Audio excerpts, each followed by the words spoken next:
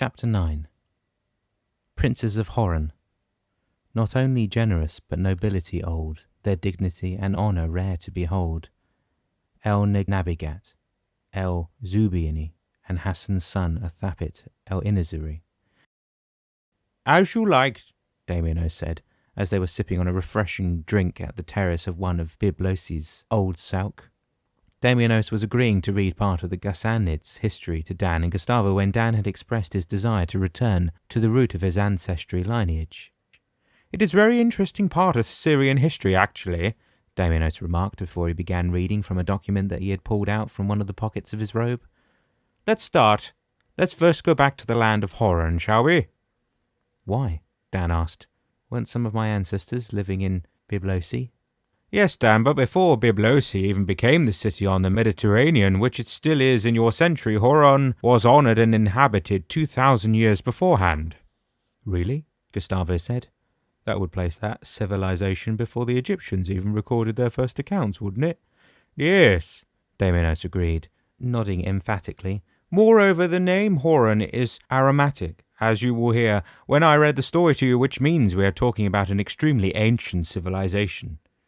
"Go ahead, then," Dan urged, becoming impatient. "Very well," Damiano said, unfolding the old parchment he had laid on the table.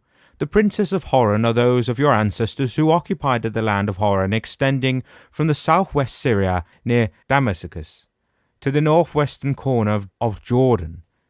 This historical land was first named in Aramaic as Horan, which meant cave land, yet perhaps the most striking description of this small corner of the globe is found in the Bible. Ezekiel is described as the land of Israel by Jordan.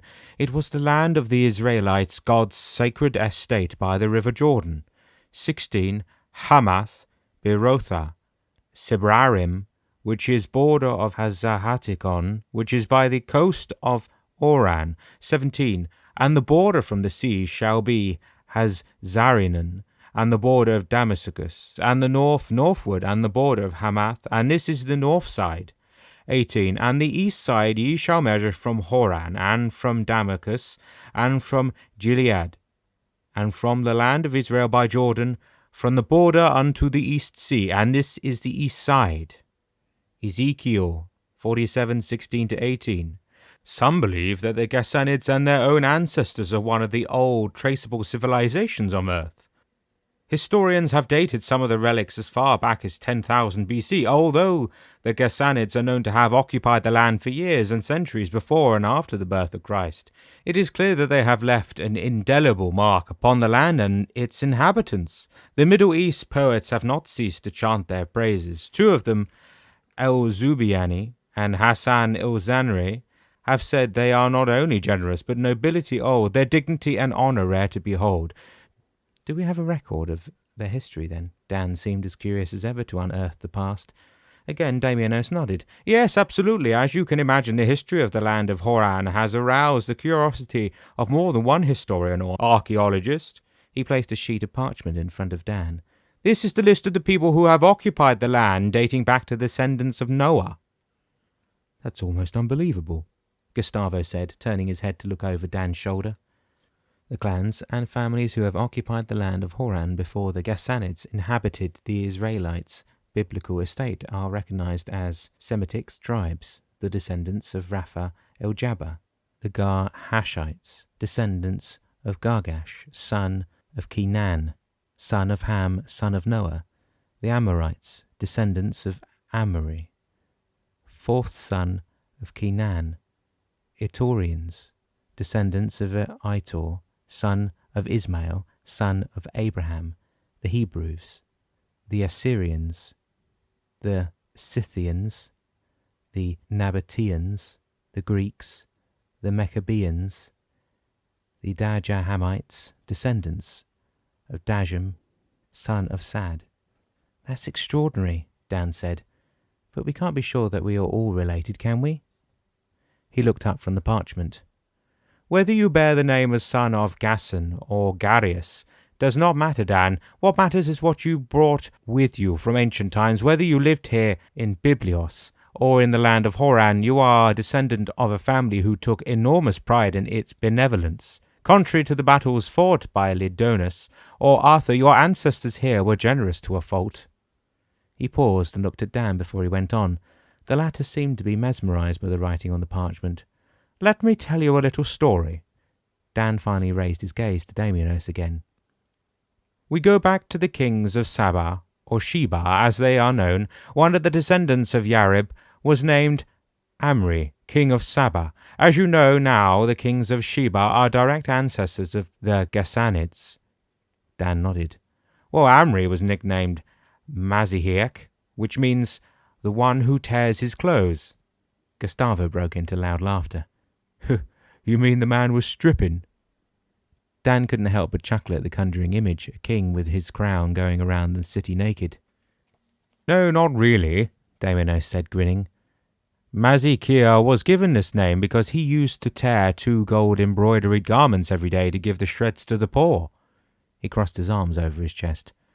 "Another famous Ghassanid was named Amir El-Gatrif, who was known as Morsma, meaning water of heaven. He was given the name because of his great generosity. He was the first Ghassanid king." "Who was the first to battle in Horan, then?" "Banu Ghassan was the first to settle in these parts, Dan, but no sooner did Banu put up stakes than the Dajhamits, Bedouin tribe at the beginning of the Romans, attacked them and demanded payment of local taxes. Of course, your ancestors refused to pay taxes to strangers such as the Romans were, and war broke out between the two factions.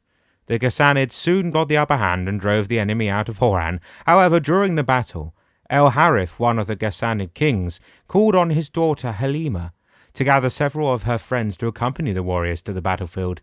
Halima managed to assemble hundreds of girls or more to the site of the war, where they cheered their men to fight bravely. Since then, this day is known in the region as the Day of Halima." "That sounds like they were the first cheerleaders in history," Gustavo remarked, a smirk on his lips. "Women have always been great when it comes to encourage their men to fight."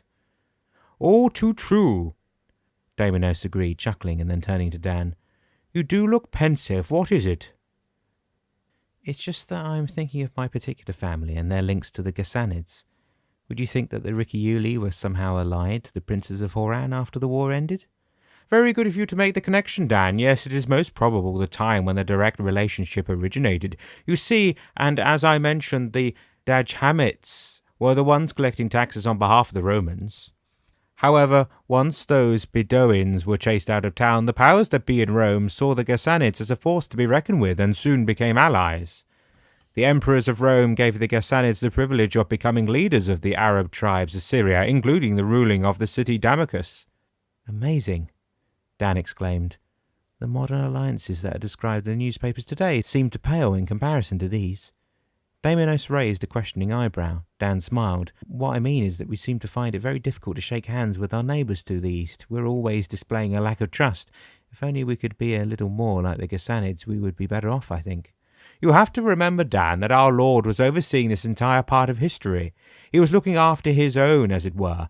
We are talking about the land of Horan and its inhabitants, remember?" Dan nodded. "I guess I see why we've talked about Horan before Byblosi now." "Let's just say that Byblosi became a port of call of some importance thanks to the Ghassanids living primarily in the land of Horan. It was the door to the seas that would offer a way to transport goods from faraway lands and send voyagers to the shores of other countries of Europe. It was because of the Ghassanids' imposing sense of demographics and organization that the city of Byblios and its port prospered the way it did. The Ghassanic kingdom extended as far as the Red Sea to the south and the Euphrates to the north. Their dominions included the Jordan and Yarmouk valleys. Jula or Balka fell into their power. Balka was actually the capital of the kingdom. Its strategic position made it the best city from which to conduct trades with all surrounding countries." "And what happened to Banu Ghassan? Did he move to Rome after chasing the Dagamites out of town?" Gustavo asked, reclining precariously to the back of the small wooden chair. "Oh, no, no one from the Ghassanid family moved to Rome at first. As for Banu, he lived in a sumptuous palace in the town from which he administrated the family's dominion," Damianos explained, waving to the waiter to bring another 3 glasses of juice.